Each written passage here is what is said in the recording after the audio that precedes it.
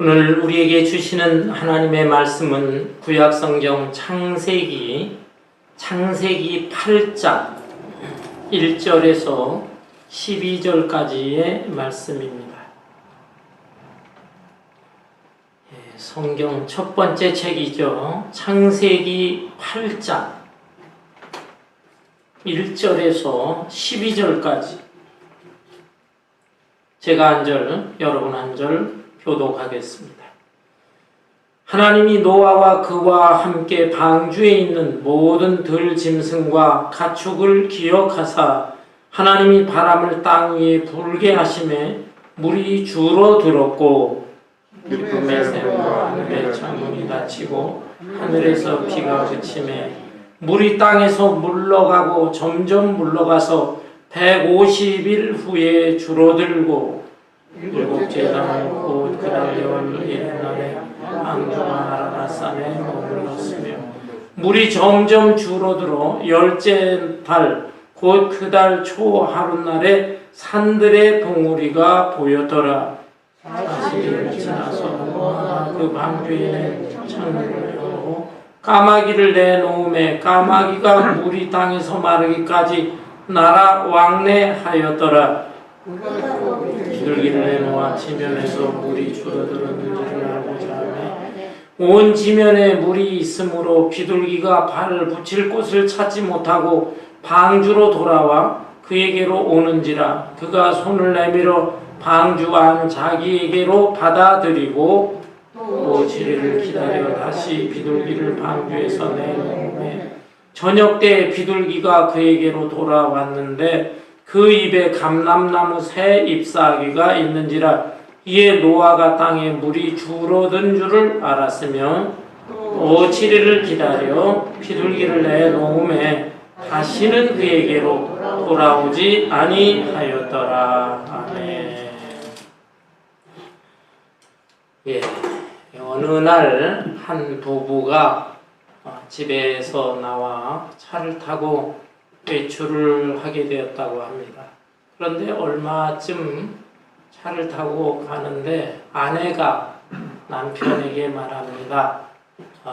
우리 집으로 다시 돌아가야 되겠어요. 아니 왜? 내가 깜빡하고 집에 전기다리미 코드를 뽑지 않고 그대로 나왔습니다.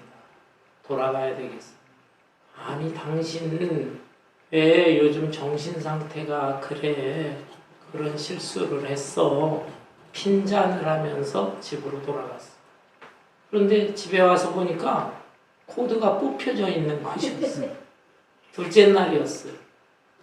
둘째 날도 또 부부가 차를 타고 외출을 하는데 얼마쯤 가는데 아내가 다시 집에 또 돌아가야 되겠어요. 왜? 오늘도 생각해 보니까 다리미 코드 안 뽑고 나온 거 아니 이 사람이 치매 환자 아니야 왜 그래? 그리고 화를 내면서 집으로 갔습니다. 그런데 집에 와서 보니까 코드가 뽑혀져 있는 거예요. 세 번째 날이었어요. 세 번째 날도 차를 타고서 한 10분쯤 가는데 아내가 말하기를 여보 정말 미안해. 근데 내가 생각해 보니까 오늘도 전기다리미 코드 안 뽑은 것 같은데 어떡하지? 돌아가야 되겠어. 남편이 그 말을 듣고 무뚝뚝하게 그냥 오늘은 그냥 가. 그냥 가다니 이거 잘못돼가지고 집에 불 나면 어떻게 돌아가. 그냥 가자니까. 화를 내면서 집에 불이 나든 말든 가자고. 그러는데 아내가 막 쫄라댑니다. 불안해서 못 견디겠대. 돌아가자. 그러자 이 남편이 화가 나가지고 차를 끼익 하면서 한쪽 도로변에 세웁니다. 그리고 차에서 내려서 트렁크를 열고 물건을 하나 꺼냈어요. 그 물건을 집어들고 부인 앞에 딱 보여줍니다. 당신 오늘 이럴 줄 알고 내가 다리미 통째를 가지고 왔어. 여러분, 사람은 누구에게나 약간의 건망증이라고 하는 게 있어요. 건망증. 그런데 시간이 지나면서 나이가 들면서 건망증이 조금 심해질 수 있습니다. 기억력이 감퇴되는 거예요. 저도 요즘 생각을 해보니까 저도 나이가 이제 제법 들었거든요. 예전에 비해서 예전에는 그래도 뭐 주변 사람 다 그런 건 아니지만 저한테 총명하다, 총기가 있는 사람이야 그런 얘기도 많이 듣고 심지어 좋은 소리는 아니지만 목사님은 컴퓨터같이 정확해 이런 얘기도 종종 들었거든요. 그런데 요즘에 와가지고는 깜빡깜빡하는 게 참 많습니다. 우리 교회를 다니다가요, 떠난 분들도 꽤 있잖아요. 그런데 지금 나오시는 분들이야 늘 제가 기도하고 또 얼굴도 계속 보니까 뭐 이름을 모를 리가 없죠. 그런데 교회 떠난 지 10년이 넘는 분들, 이런 분들에 대해서는 이름이 잘 생각나지 않을 때가 있어요. 어쩌다 결혼식이라든지 장례식 또 우연히 만나거든요. 얼굴은 알아요. 반가워서 인사는 하는데 저분 이름이 뭐더라? 이름이 생각이 안 나는 거예요. 그렇게 될 때 막 우물쭈물하면서 그냥 당황을 하고 하는 경우들이 가끔 있습니다. 여러분, 인간의 기억력이라고 하는 것은 이렇게 한계가 있는 거예요.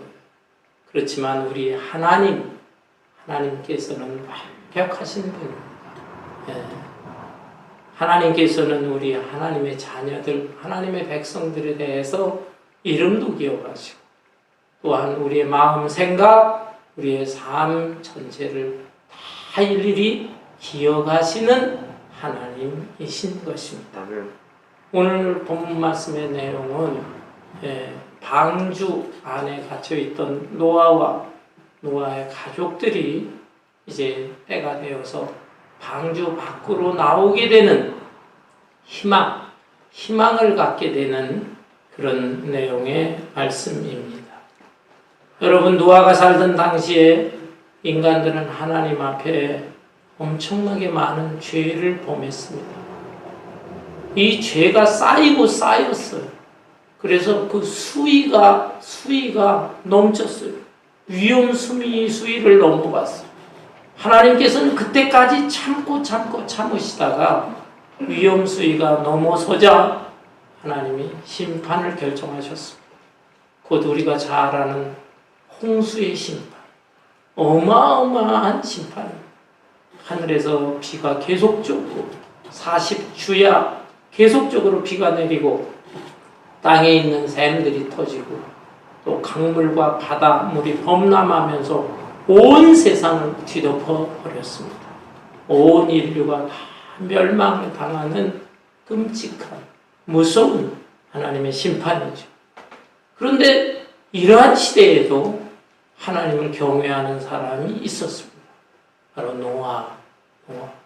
그리고 노아의 가족 8식구. 이 노아와 노아의 가족들이 하나님 섬겼기 때문에 하나님께서 차마이 노아의 가족까지 심판하실 수가 없었어요. 그래서 하나님은 노아에게 미리 너는 심판의 때를 대비해서 방주를 만들어라. 방주. 뱀니다. 큰 뱀. 이 방주를 만드는데 120년이 걸렸어요. 120년 동안 비가 내리질 않습니다. 주변 사람들은 어처구니 없어 하죠. 비 한 방 내리지 않는데 전 노인 미쳤다. 아니 왜 배를 만드냐고 또 어마어마하게 큰 배 방주를 만든다 이 말이에요. 비난하고 조롱하고. 그렇지만 이 노아는 하나님의 말씀, 하나님의 말씀은 약속의 말씀, 약속을 특히 언약이라고 합니다. 카비넌트, 언약. 사람의 약속이라고 하는 것은 무슨 상황에 따라서 막 바뀌기도 하고 그러지만 하나님의 언약, 카비넌트의 말씀, 이거는 변치 않는 말씀입니다. 그 말씀을 믿고 믿음으로 순종하면서 심판의 때를 기다리면서 120년 동안 방주를 만들었어요. 여러분, 이 방주는 일반 배와는 다릅니다. 일반 배는 앞이 선두라고 하죠. 선두가 빼죽하게 돼 있어요. 유선형으로 돼 있어서 어느 목적지를 향해서 빠르게 바람의 저항을 피하면서 갈 수가 있습니다. 또 배 안에는 이 기관실도 있고 또 배 뒤에는 키도 있습니다. 이런 것들이 없는 배는 나룻배 같은 거는 놀아도 저을 수가 있어요. 그런데 이 방주는 그런 배가 아닙니다. 어디 특별히 목적지를 정해놓고 가는 배가 아니에요. 온 세상이 물로 덮였을 때 불이 빠질 때까지 둥둥 떠있기만 하면 되는 거예요. 떠있기만 하면 돼.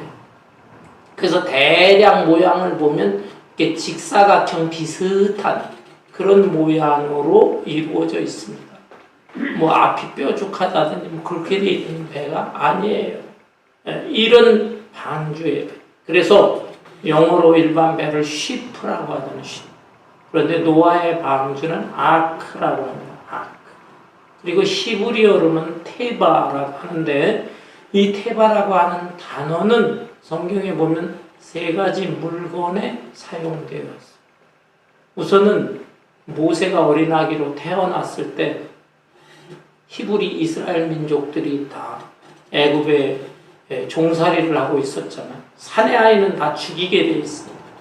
그런데 모세가 태어났을 때 차마 부모가 죽일 수가 없었어요. 그래서 몰래 3개월 동안 키우다가 이 아이의 울음소리가 더 커지니까 더 이상 집에서 키울 수가 없었어요. 그래서 갈대로 만든 상자, 갈대 상자에 이 어린 아기를 거기에 담아서 나일강에 띄워보냅니다. 하나님이요, 이 어린아이의 운명을 하나님이 책임져 주세요. 하나님 앞에 맡기면서 갈대 상자에 아이를 담아서 띄워보냈죠. 그 갈대 상자, 그거를 히브리어로 테바라고 하는 것입니다. 테바. 그 다음에 또 하나의 물건은 언약궤. 이스라엘 백성들이 가장 소중하게 여기는 언약궤 상자가 있습니다. 법궤라고도 하죠. 그래서 성전에 보면은 성전의 제일 안쪽 지극히 거룩한 장소, 지성소에 이 언약궤를 보관을 하는데 언약궤 안에는 바로 모세가 하나님으로부터 직접 받은 십계명, 그 십계명은 돌판에 새겨졌어요.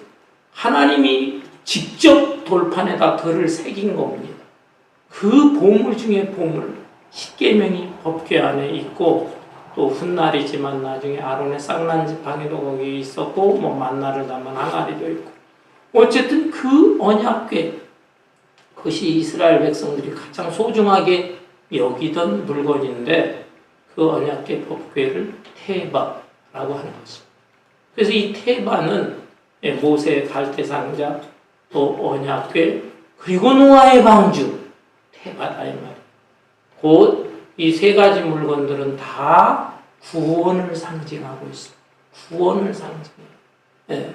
곧 물로 하나님이 심판을 하시고 온 세상 사람들이 물에 휩쓸려 가고 물속에 빠져 죽고 하는 가운데 유일하게 구원받을 수 있는 장소, 방주다 이 말입니다. 그 방주 안에 노아와 노아의 가족들이 들어가서 목숨을 건지고 살 수가 있었던 것입니다. 그렇지만 여러분, 하나님께서는 방주를 만들고 방주 안에 들어가라는 말씀하셨지만 방주 안에서 얼마 동안 오랫동안 머물러라 그 말씀은 하지 않으셨어요. 그러니 방주 안에서 얼마나 답답했겠냐. 방주가 아무리 클지라도 그 안에서 노아의 8 식구뿐만 아니라 각종 짐승들의 그 종족이 멸망되지 않도록 그 종별로다가 몇 쌍씩 하나님이 거기에 다 걷어들여서 살도록 하셨어요. 그 짐승들과 더불어서 언제까지 방주 안에서 살아야 되냐 이 말이에요. 얼마나 힘들고 답답할까요? 그래서 아마 그 가족들 중에는 노아한테 아버지 우리 언제 여기서 얼마나 살아야 됩니까? 너무 힘듭니다. 답답합니다. 원망 불평을 했던 가족들도 있었을지 몰라요. 이런 상황. 이런 상황 속에서 오늘 본문의 말씀에 보면은 하나님께서 노아와 노아의 가족들을 기억해 주셨다. God remembered Noah. 본문 1절을 볼까요? 8장 1절. 하나님이 노아와 그와 함께 방주에 있는 모든 들짐승과 가축을 기억하사. 하나님이 노아를 기억하셨어요. 노아뿐만 아니라 노아의 가족들 그리고 방주에 있는 모든 가축들을 기억해 주셨다. 여기 기억하셨다. 기억이라는 단어도 매우 중요해요. 히브리어로는 자카르라고 하는데 이거는 단순히 그냥 잊어버렸던 것을 기억하는 게 아닙니다. 잊어버렸는데 어느 날 문득 생각나는 그런 기억이 아니에요. 건망증 환자였다가 생각나네? 그런 기억이 아니고 오래전부터 마음에 두고 생각하고 그러면서 보살피면서 기억하셨다라는 것입니다. 하나님께서 계속적으로 지켜보시면서 사랑과 긍휼의 마음으로 기억하셨다라는 것입니다. 여러분, 하나님은 이렇게 기억하시는 하나님이에요. 그런데 우리 인간들은 그렇게 기억하지를 못합니다. 아무리 가깝게 지낸 사람이라 할지라도 좀 떨어져 있으면 잊어버립니다. 심지어 내가 그 사람을 통해서 은혜를 받았어요. 신세를 졌어요. 그런데 당신을 내가 평생 잊지 않을 겁니다. 말은 하지만 그러나 세월이 지나면서 환경과 상황이 바뀌면서 그 사람을 잊어버려요. 이게 다 보통 인간들의 모습인 것입니다. 창세기 40장에 보면 영적인 꿈을 잘 꿨던 요셉이가 등장하는데요. 이 요셉이가 형들의 미움을 받았죠. 그래서 애굽으로 팔려갔는데 애굽에서 또 억울한 누명을 썼어요. 그래서 감옥에 갇히게 됩니다. 그런데 이 감옥에 두 사람의 관원장이 함께 갇히게 됩니다. 이 관원장들은 애굽왕 바로, 이 바로의 관원장인데 한 사람은 떡 관원장이고 또 한 사람은 술 관원장. 관원장이라는 게 무엇이냐 하면은 음식의 재료라든지 또 요리사들이 음식 만드는 거 이걸 전체 총괄하는 책임자가 관원장인 것이죠. 근데 이 두 사람이 아마 이 범죄 사건에 연루되면서 감옥에 갇히게 된 것 같습니다. 옛날 고대 시대에는 왕을 죽이기 위해서 음식에다 독을 타잖아요. 독살을 하려고. 그래서 독이 발견된 것 같아요. 그래서 이 두 사람, 떡관원장, 술관원장이 감옥에 갇히게 되었습니다. 근데 요셉을 감옥에서 만나서 이런저런 얘기를 하다가 하루는 내가 꿈을 꿨어 하면서 떡관원장도 꿈을 꾸고 술관원장도 꿈을 꾸는데 꿈 얘기를 합니다. 꿈 얘기를 들었을 때 요셉이 해석을 해주게 됩니다. 술관원장, 당신은 좋은 꿈을 꿨네요. 3일 후에는 당신의 죄가 무죄로 밝혀져서 풀려나 복직할 겁니다. 너무 기분이 좋은 거예요. 그 말을 듣고 떡관원장도 내가 이런 꿈을 꿨는데 했는데 떡관원장은 참 안타깝네요. 나쁜 꿈이네요. 3일 후에 당신은 처형되겠습니다. 그런데 그 꿈 얘기 그대로 이루어지게 되었어요. 떡관원장은 죽었지만 술관원장은 풀려나게 된 거죠. 풀려날 때 요셉이가 말합니다. 관원장이여 당신이 복직이 돼서 애굽왕 바로 곁에 있게 되는데 나를 기억해 주세요. 나를 기억해 주세요. 곧 바로 왕에게 자기 얘기를 해서 억울한 누명을 쓰고 있는 내가 풀려나게 해달라는 거예요. 근데 이 사람이 풀려나고 복직되고 나서 까맣게 잊어버리는 것입니다. 사람이라는 건 그런 거예요. 자기 문제에 대해서는 애달파하면서 딴 사람에 대해서는 환경과 상황이 바뀌니까 그 사람이 얼마나 안타까워하는데 얼마나 힘든데 그 처지를 신경을 안 쓰는 거예요. 그래 잊어버리고 있다가 물론 나중에 애굽 왕 바로가 또 이상한 꿈을 꿨을 때 아무도 풀지 못해서 답답해하니까 그때 생각나서 왕이여 내가 감옥에 갇혔을 때 이런 청년 만났습니다. 그 청년 불러오죠. 그렇게 해서 요셉이가 바로를 만나는 계기가 되기는 했지만 어떻든 술관원 장도 한동안 요셉을 잊어버리고 있었다. 그러나 하나님께서는 결코 요셉을 잊어버리신 적이 없습니다. 요셉이 야곱의 아들로부터 생활할 때 형제들에게 미움을 받고 그리고 또 애굽에 와서 보디발 시위대장 보디발의 부인을 통해서 억울한 누명을 쓰고 감옥에서 고생을 하고 할 때까지도 계속적으로 하나님께서는 요셉을 기억해 주셨어요. 요셉을 지켜주시고 보살펴주시고 마음에 품고 안타까워하시고 때가 될 때까지 보살펴주시고 마침내 이 요셉이가 그 감옥에서 풀려나서 애굽 왕 바로의 꿈을 풀이해주고 애굽의 국무총리의 지위까지 오르게 해주시는 이 놀라우신 하나님, 이 하나님을 믿고 하나님께 감사 찬양할 수 있는 여러분들 되시기를 바랍니다. 그런데 이렇게 우리를 기억해 주시는 하나님, 이 하나님에 대해서 솔직히 우리들은 의심할 때가 많습니다. 하나님을 믿노라 하면서도 잊어버리거나 잊어버리지는 않을지라도 의심하면서 살 때가 많아요.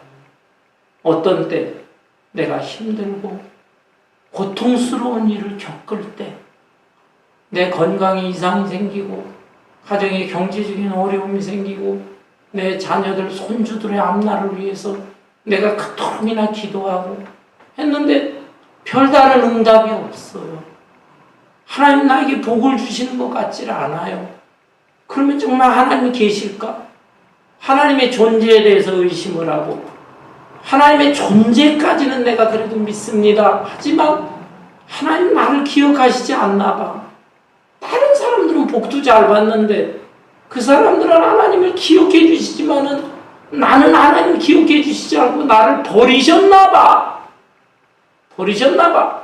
이렇게까지 의심을 할 때가 있는 것입니다. 그러나 여러분, 하나님은 분명히 살아계실 뿐만 아니라 사랑과 긍휼의 마음으로 나를 기억하시고 돌보신다라는 거 잊지 마시기 바랍니다. 그러면서 하나님은 하나님의 엄청난 계획, 엄청난 경륜, 그리고 하나님의 그 놀라우신 주권 속에서 당신의 일을 행하십니다. 본문 말씀을 볼까요?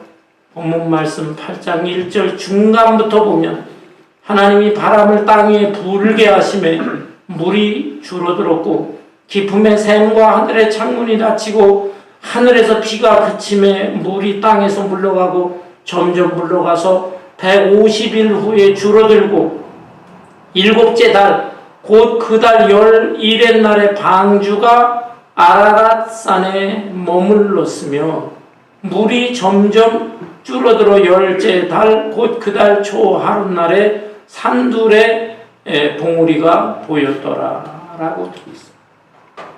노아와 노아의 가족들은 방주 안에 있으면서 밖을 볼 수가 없었어요. 답답한 생활. 그러면서 언제까지 우리는 이 방주 안에 갇혀서 이런 생활을 해야만 할까? 얼마나 힘이 들고 불안하기도 하고 답답하기도 하고 했겠습니까? 하나님은 뭐하고 계시나? 왜 우리를 여기에서 나오게 하시지 않는가? 원망불평이 나올 수도 있어요. 그러나 노아와 노아의 가족들은 모르지만 하나님이 가만히 계시는 게 아닙니다. 하나님은 일하고 계셨어요. 무슨 일을 하십니까? 하나님 바람이 불게 하셨어요. 바람이 불면서 이 물이 쌓였던 물을 이동시키는 것입니다.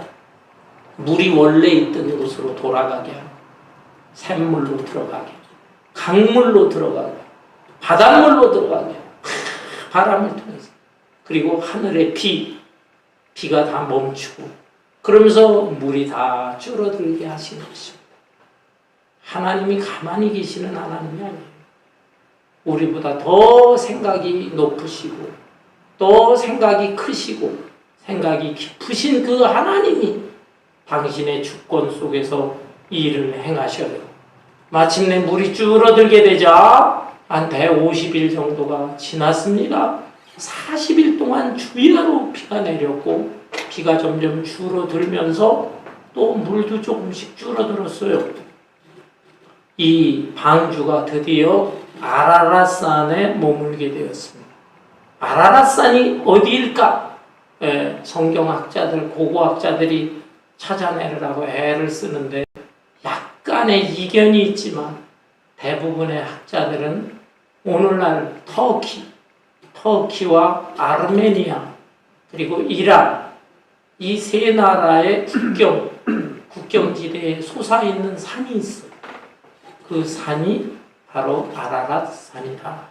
이렇게 인정들을 하고 있습니다. 그래서 여행하는 사람들도 그 아라랏산을 쳐다보기도 하고 어떤 데 올라가려고 애를 쓰기도 하고 합니다. 높이가 5,137m. 한국의 백두산이 2,744m인데 거의 2배의 높이에요. 2배의 높이. 그걸 볼 때 그 산까지 삼켰던 거예요. 물이. 생각해보세요. 백두산 높이의 2배 높이까지 오물이 그냥 이 세상을 다 채웠던 것입니다. 그런데 물이 빠지면서 150여일이 지났을 때 물이 빠지면서 이제 아라랏산이 보이기 시작한 거고 그 산에 방주가 둥둥 떠다니다가 탁 걸리게 되었다라는 것입니다. 하나님이 이렇게 일하셨어요. 그러면서 물이 또 계속 빠집니다. 빠지면서 다른 산봉우리들도 보이기 시작을 했어요. 5절에 물이 점점 줄어들어 열째 달 곧 그 달 초 하룻날에 산들의 봉우리가 보였더라. 여러분, 따라서 우리가 하나님을 우리 눈으로 못 봅니다. 우리 육안으로 하나님 볼 수가 없어요. 또 하나님이 하시는 일이 뭘까? 내 기도도 들어주시지도 않고 내 삶에 어떤 변화가 일어나는 것 같지도 않고 그래서 자꾸 하나님에 대해서 의심할 수도 있지만은 하나님은 우리의 생각보다 더 크고 높고 깊으신 분으로서 하나님께서 당신의 일을 행하시는 분이다. 의심 없이 하나님을 믿으시고 특별히 하나님의 자녀와 백성들에 대해서는 기억하시는 하나님이라고 하는 사실을 꼭 믿으시기를 바랍니다. 이러한 하나님, 당신의 주권 속에서 당신의 일을 행하시는 하나님, 이 하나님에 대해서 노아는 인내를 했어요. 인내. 기다리는 것입니다. 하나님이 정하신 때가 있을 거야.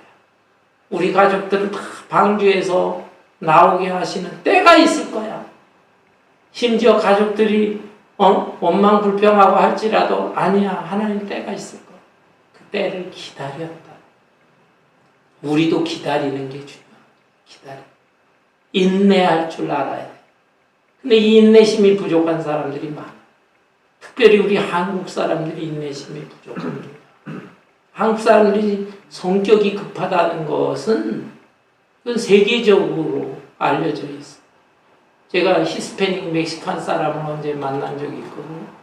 그 사람하고 이런저런 얘기도 하고 간단한 일을 또 할 일이 있어서 하게도 되는데 입에서 나오는 말이 빨리. 아니 깜짝 놀라가지고 빨리 어떻게 아냐 그랬더니 자기 보스가 자기 일을 시키는데 자꾸 빨리 하라고 그랬대. 그 말을 알고 있어. 야, 이 사람 한국 사람들이 이 빨리 성격 때문에 사실은 한국이 경제적으로 급속도로 그렇게 발전이 됐는지는 몰라요. 건물 질 때도 뚝딱 하면 지었고, 다 한강 다리고, 만들고, 지하철 공사. 미국은요, 왜 이렇게 느린지 몰라. 제가 미국에 와가지고 벌써 30년 가까이 됐는데, 처음에 와서 이 벨플라워라는 데 살았거든요. 그쪽에 어떻게 차 타고 가다 보면 지금도 그대로야? 아니 30년이 다 돼도 별로 바뀐 게 없어요. 한국은요, 제가 미국에 와서 10몇 년 만에 갔었거든요. 길이고 뭐고 다 바뀌어져 있어요. 제가 살던 곳에 이게 어디야? 막 헤매게 돼요. 그렇게 한국이 빨리빨리. 건물뿐만이 아니에요. 그러다 보니까 뭐 전화, 컴퓨터, 스마트폰, 통신, 이게 세계 제일입니다. 한국이. 그렇잖아요. 삼성, 스마트폰, 빨리빨리. 세계 최고. 예. 그래서 그런지 몰라도 어떤 분이 그런 얘기를 해주더라고요. 신기하게. 한국에 전화를 걸려고 하면 국가 전화번호, 국가번호를 먼저 눌러야 돼요. 그러니까 국가별로 번호가 있는데 한국의 번호가 뭔지 아세요? 82번이에요. 빨리. 예? 그걸 누르고서 번호를 해야 돼. 아니, 한국 걸라 그러면은 82번 누르고 걸어야 돼. 빨리. 일부러 빨리를 했는지 그건 제가 모르겠어요. 어쨌든 한국 사람들이 그렇게 성격이 급한데, 급하다 보니까 좋은 것도 있지만 실수하는 것도 많아요. 사고도 많아요. 건물이 확 무너질 때도 있고, 한강다리가 언제 무너져가지고 난리가 난 적도 있고, 그렇잖아요. 날림으로 건물을 져서 화재 사고도 일어나고, 빨리빨리 서두르다가 실수하고 사고도 나고. 여러분, 우리는 좀 진득하게 기다릴 줄 알아야 돼요. 특별히 하나님께서 하나님의 계획과 주권 속에 있는 때가 있는데 그 때에 대해서 너무 조급해하지 말고 기다릴 줄 알아야 되겠어요. 그런데 막연히 그냥 기다리면 안 돼요. 아무 일도 안 나. 손 놓고 기다리면 안 되고 하나님이 우리 인간에게 주신 지혜가 있어. 이 지혜를 잘 활용하면서 인내를 해야 됩니다. 본문 말씀에 보면 노아는 때를 기다리는데 그냥 기다리지를 않고 지혜를 사용하고 있어요. 본문 6, 7절에 보니까 40일을 지나서 노아가 그 방주에 낸 창문을 열고 까마귀를 내놓음에 까마귀가 물이 땅에서 마르기까지 날아 왕래하였더라. 노아의 방주의 창문은 위에 있는 것입니다. 옆에 바로 있는 창문이 아니라 거의 위에 만들어요. 그 창문을 열고 까마귀를 일단 내보내봤어요. 까마귀를 통해서 물이 얼마나 줄어들었는가 알아보려고 했어요. 왜 까마귀를 날려보냈는지는 잘 모르겠어요. 어쩌면 그 방주 안에 여러 짐승들이 있는데 이 까마귀 소리가 깍깍 듣기 싫잖아요. 시끄럽게 노아가 생각할 때도 이놈 깍깍거리고 답답해하는데 제일 답답해하는 것 같으니까 네가 한번 먼저 나가라. 그래서 까마귀 내보냈는지 모르겠습니다.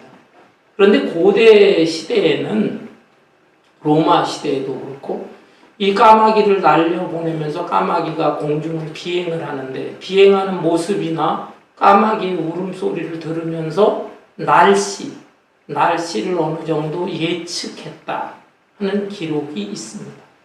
노아가 훨씬 그 이전 시대인데 그런 것을 알아서 그랬는지 모르겠어요. 일단 까마귀를 보냈는데 이 까마귀 보내서 효과가 없었어요. 까마귀가 그냥 휙 날아가 버렸어요. 왕래를 좀 하다가 날아가 버렸어요. 이 까마귀는 아마 물에 떠있는 나무 토막에 앉아있든지 아니면은 둥둥 떠다니는 사람의 시체나 짐승들 썩어 부패한 거 뜯어먹으려고 돌아오지 않은 것 같습니다. 그래서 종종 이 까마귀는 교회에서 하나님의 은혜를 받고 그리고 나서 오히려 교회를 떠나고 세상 재미에 빠져서 세상으로 흘러가는 그런 배신자죠. 영적 배신자. 이런 사람들을 상징한다라고 볼 수가 있어요. 어쨌든 까마귀를 보내서 효과를 못 거둔 이 노아는 이제 두 번째로 비둘기를 보내게 됩니다. 비둘기. 본문 8절에 보면 그가 또 비둘기를 내놓아 지면에서 물이 줄어들었는지를 알고자 하매 온 지면에 물이 있으므로 비둘기가 발 붙일 곳을 찾지 못하고 방주로 돌아와 그에게로 오는지라 그가 손을 내밀어 방주한 자기에게로 받아들이고 이 비둘기는 순결과 평화의 상징적인 새죠. 그래서 하나님 앞에 제사 드릴 때 소와 양과 비둘기를 제물로 바치게도 하신 것입니다. 이 비둘기를 갖다 보냈는데 비둘기가 돌아다니다가 발 붙일 곳을 찾지 못하고 도로 방주로 돌아왔다라는 것입니다. 이 비둘기는 교회에서 하나님의 은혜를 받고 세상으로 나가서 살려고 하다가 세상에는 뜻이 없다, 의미가 없다는 걸 깨닫고 다시 교회로 돌아오는 신자, 이런 신자를 상징한다고도 볼 수가 있습니다. 비둘기는 귀소 본능이 있기는 하지만 본문에 나오는 비둘기는 전 온 지면에 물이 가득 차 있었기 때문에 발 붙일 곳이 없었다. 그래서 돌아오게 된 겁니다. 노아는 이 비둘기를 통해서 깨달았어. 아직은 물이 덜 빠졌구나. 더 기다려야 되겠구나 생각했어. 이제 이 노아는 두 번째 비둘기를 보냅니다. 10절에 보니까 또 7일을 기다려 다시 비둘기를 방주에서 내놓음에 저녁 때 비둘기가 그에게로 돌아왔는데 그 입에 감람나무 새 잎사귀가 있는지라 이에 노아가 땅에 물이 줄어든 줄을 알았으며 두 번째로 비둘기를 또 보내봤는데 이번에는 이 비둘기가 온 창궁을 날아다니다가 다시 돌아왔는데 감람나무 새 잎사귀를 물고 돌아왔다. 감람나무는 올리브나무. 키가 보통 한 4, 5m, 5, 6m 정도. 아주 높게 자라는 나무가 아닙니다. 어느 정도 자라는 나무인데 그 감람나무에 새 잎사귀를 물고 왔어요. 죽은 잎사귀가 아니에요. 홍수로 인해서 쓰러져 떠밀려가는, 그래서 썩어지고 있는 그 잎사귀가 아니라 감람나무 새 잎사귀를 물었다는 것은 지금 감람나무가 뿌리를 두고 있는데 거기서 자란 새 잎사귀. 그러니까 물이 굉장히 빠졌구나. 물이 벌써 지면에서 한 5m 정도 아래로 물이 줄어들고 있구나. 이걸 확인할 수가 있는 거예요. 노아가 이 감람나무 새 잎사귀를 봤을 때 얼마나 흥분했겠어요. 야, 물이 이제 엄청 줄어들었구나. 아라라산에 있을 때 이게 5,000m 했던 게 줄고 해서 5m까지 물이 줄어들었구나. 그 감람나무 새 잎사귀, 그 잎사귀를 가족들한테 막 다 돌려서 보여주었을 거예요. 가족들도 막 흥분했을 거예요. 야, 이제 우리 이 방주에서 나갈 날이 드디어 오는구나. 얼마나 기쁘겠어. 우리가 지금 코로나로 인해서 1년 이상 고통을 받고 있습니다. 얼마나 많은 사람들이 확진자, 거기다가 죽은 사람들. 이게 정말 뭐 가히 상상할 수 없는 어마어마한 피해를 줬던 이런 코로나 아니겠어요? 그렇지만 얼마 전에 백신이 만들어지고 그 백신을 맞은 사람들이 이제 거의 코로나에 걸릴 확률, 걸린더라도 사망에 이르는 확률은 거의 몇 % 되지 않는다고 하잖아요. 이 백신이 나왔을 때 우리가 얼마나 흥분됐습니까? 또 백신을 맞음으로 인해서 얼마나 지금 안심을 하고 있습니까? 그렇죠. 지금도 많이 퍼지고 있지만 변종 백신이 있고 또 다른 나라에서는 이 약을 구하지 못해서 얼마나 좀 아우성치고 있어요. 오죽하면 백신 전쟁이라는 말까지 하고 있으니까. 한국도 백신을 구하지 못해서 요즘 겨우 그것도 퍼센테이지가 좀 낮은 무슨 다른 백신을 지금 맞춰주고 있는 이런 형편이다. 여러분 이렇게 볼 때에 이 백신이라고 하는 게 굉장히 희망을 주는 것인데 노아의 이 방주 안에서 감람나무 새 잎사귀를 비둘기가 물고 왔을 때 그 새 잎사귀는 우리가 지금 생각하는 이 백신에 대한 감격보다도 더 큰 감격이었을 것이다. 이것은 희망을 알려주는 거 아닙니까? 우리도 이제 이 방주 안에서 한평생 살다 죽는 게 아니라 방주 밖으로 나갈 수가 있구나. 희망을 갖게 해준 감람나무의 새 잎사귀였다. 이걸 보는. 근데 노아는 그렇지만은 경거망동하지 않았어. 굉장히 신중하고 침착한 사람이었어요. 또 기다립니다.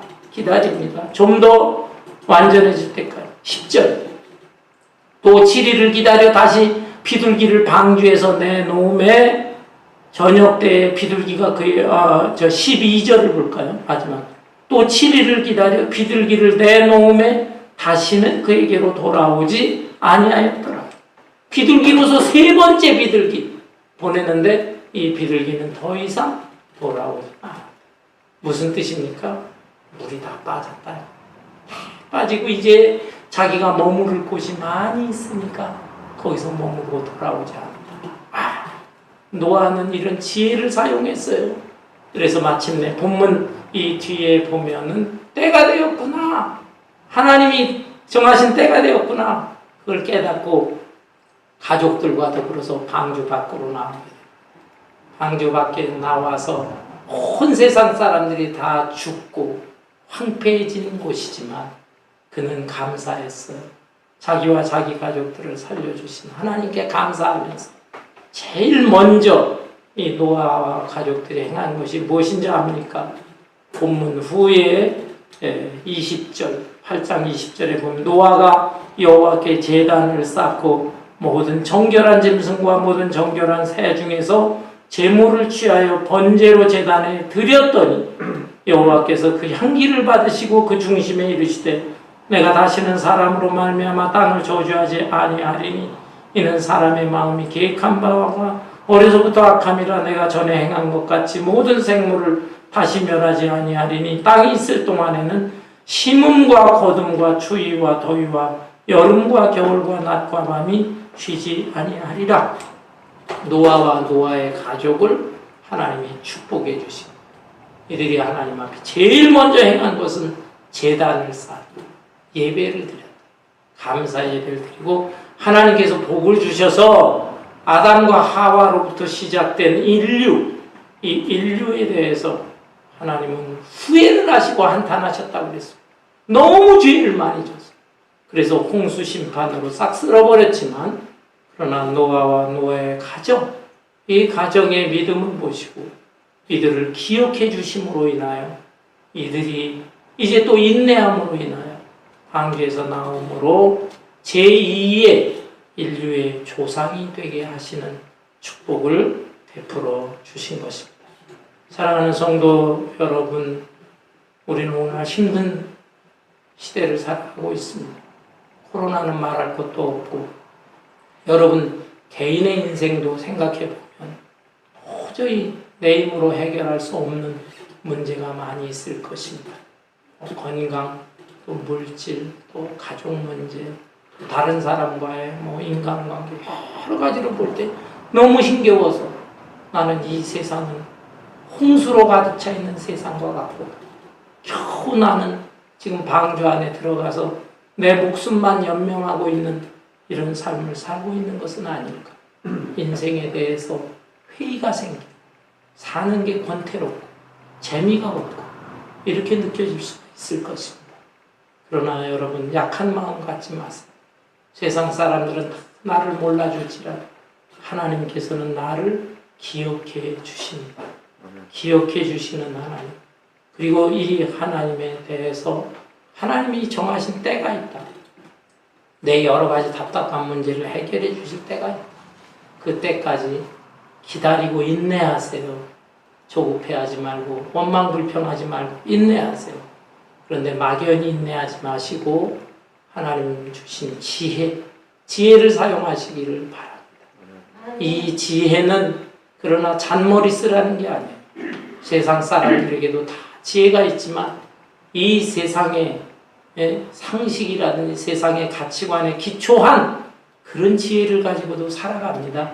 그러나 우리는 하나님의 언약의 말씀에 기초를 하세요. 그리고 하나님께 더 귀한 지혜를 주세요. 하나님의 선하신 뜻을 깨달을 수 있는 지혜를 주세요. 기도하면 하나님이 그 지혜를 주십니다. 신약성경 야고보서 1장 5절에 보면 너희 중에 지혜가 부족하거든 후히 주시고 꾸짖지 아니하시는 하나님께 구하라. 그리하면 지혜를 주시리라. 말씀에 근거한 지혜, 믿음에 근거한 지혜, 기도를 통해서 기도하면 성령의 감동을 통해서 하나님께서 이 지혜를 주실 줄로 믿습니다.